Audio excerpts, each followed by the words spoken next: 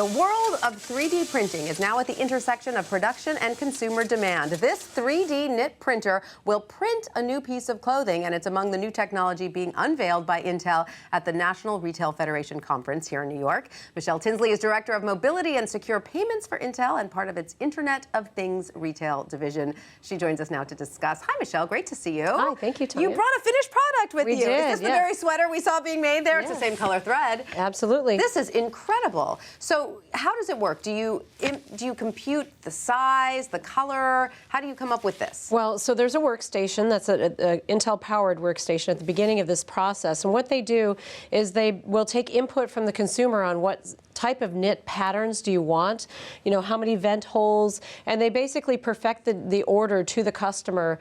Then what they do is they save it onto a USB drive and literally just stick it right into the machine. 45 minutes later, you get the unique printed item right out. Incredible. And this is soft. What kind of material is it? This is cashmere. So again, the Shimasheki would say, hey, we still need to finish it by just cutting off the white threads.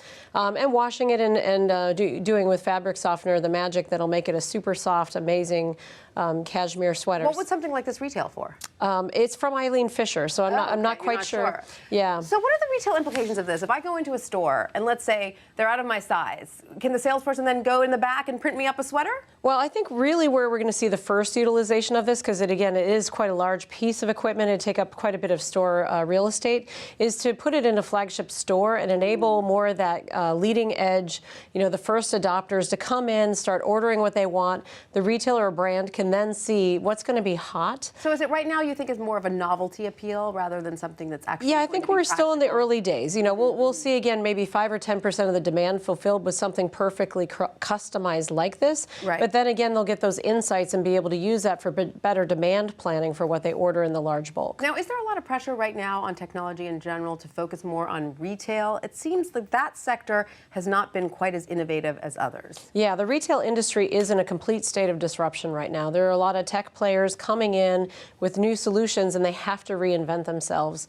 There's still quite a bit of shopping happening in the stores. Even by 2020, our research says 70% of sales will still be finalized in a retail brick-and-mortar store. And so what we're advocating with the industry is a sense of urgency around deploying technologies to improve their business. And you have another piece of technology to tell us about that could potentially help shoppers looking for shoes, correct? Tell us how that works. So in the TrueFit demo, what we're doing is taking all the intelligence that TrueFit has cultivated online. As consumers, they have 30 million of them today subscribed on their platform, highlighting the favorite outfits that you love the most, the brand and the size. What they can then do is divine what other styles and brands you may like and recommend perfect solutions just for you. We're taking all that intelligence into the store with TrueFit, and with a 3D scanner, we can now not only see the shape, height, and foot of your foot, but also the ankle, the calf.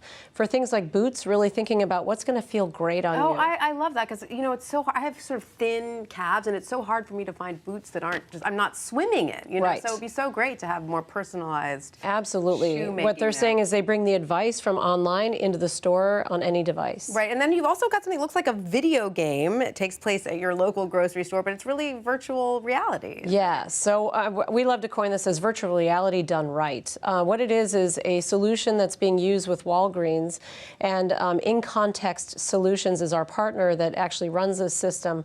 It essentially creates a virtual store and allows the retailer to do their planogram in multiple ways. They can move categories around, the height of the shelf up or down, and then they can overlay on top of that where your eyeballs would gaze as a consumer. Where are my top selling products? Do I want to put them all together? Do I want to space them out?